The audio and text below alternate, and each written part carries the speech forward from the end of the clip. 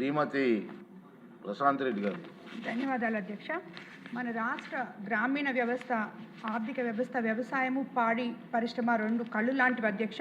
వ్యవసాయం తర్వాత మా జిల్లాలో లక్షలాది కుటుంబాలు పాడి పరిశ్రమ మీద ఆధారపడి ఉన్నారు అధ్యక్ష. కాబట్టి వాళ్ళకి అందరికీ కూడా ఎవరికైనా ఒక్క ఆవు ఒక్క గేదె పెట్టుకొని ఎన్నో కుటుంబాలు బతుకుతున్నాయి అధ్యక్ష. అయితే మా కోవూరు కాన్స్టిట్యున్సీలో మన ప్రభుత్వం అధికారంలోకి వచ్చిన తర్వాత వాళ్ళకి అండగా 235 క్యాటిల్ షెడ్స్ అలాట్ చేయడం జరిగింది అధ్యక్ష. అలాగే 154 కంప్లీట్ అయ్యాయి, ఇంకొక 81 ప్రోగ్రెస్లో ఉన్నాయి అధ్యక్ష.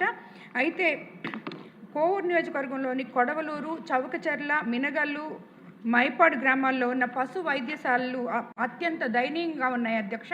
ఆ పెచ్చులు ఊడి కింద పడిపోతున్నాయి అధ్యక్ష. డాక్టర్లు ప్రాణాలు అరచేతులు పెట్టుకొని పనిచేస్తున్నారు అధ్యక్ష. అలాగే దానివల్ల అక్కడున్న ఫైల్స్, మెడిసిన్స్ అన్నీ కూడా తడిచిపోవడం జరుగుతుంది అధ్యక్ష. ఒకవేళ వాళ్ళు సిబ్బంది కూడా చాలా కొరతగా ఉంది అధ్యక్ష.